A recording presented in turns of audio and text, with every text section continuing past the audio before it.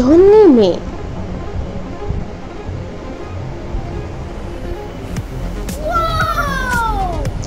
আজ বানাতে চলেছি আমরা Sunday special chicken, corn chicken মশলা।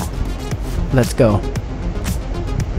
প্রথমে কড়াইতে গরম করে কিছু মশলা ভেজে নেব, যেমন গোটা গরম মশলা, জিরে, মৌরি, গোলমরিচ সবকিছুকে শুকনো খোলায় ভালো করে গন্ধটা অবধি ভেজে গুঁড়ো করে রেখে দেব।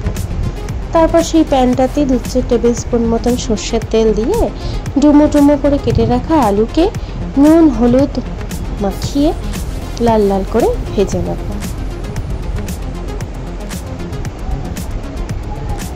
ভেজে একটা সাইড করে তারপর ওই তেলেই 2 তেজপাতা এবং শুকনো লঙ্কা যোগ করে 4টে মাঝারি সাইজের পেঁয়াজ কুচি কুচি করে কেটে অ্যাড করে দেব।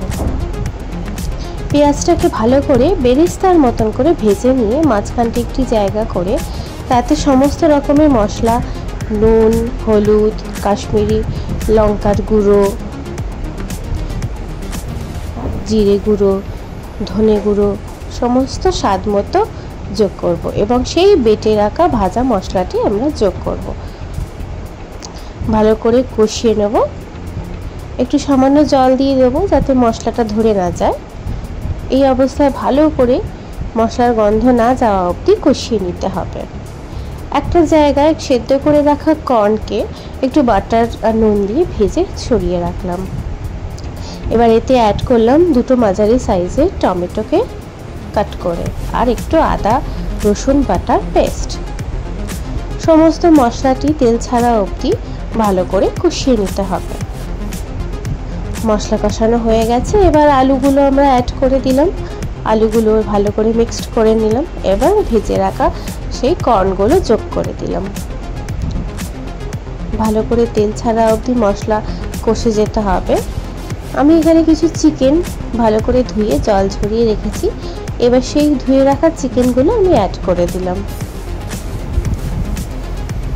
ভালো করে মশলার সাথে এপিট ওপিট করে উল্টে পাল্টে তাদের কষিয়ে নিতে হবে। আঁচটাকে মিডিয়াম ফ্লেম করে চাপা দিয়ে 5 মিনিট করে কষিয়ে নিলেই তৈরি হয়ে যাবে। চিকেনের জলটা থেকেই চিকেন সেদ্ধ হয়ে যাবে। এবার কিছু ধনেপাতা কুচি ফ্লেভারের জন্য অ্যাড করলাম।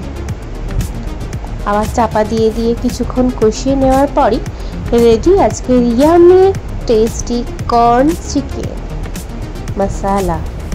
রাইস সহযোগে পরিবেশন করেছিলাম। আপনারা গরম ভাতেও এটি পরিবেশন করতে পারেন বা রুটি দিয়েও, পরোটা সব রকমের সাথে এই রেসিপিটি খুব ভালো যাবে। Thanks for watching. ভিডিওটি ভালো লাগলে লাইক কমেন্ট শেয়ার করবেন এবং রান্নাটি করে অবশ্যই জানাবেন কেমন লাগলো।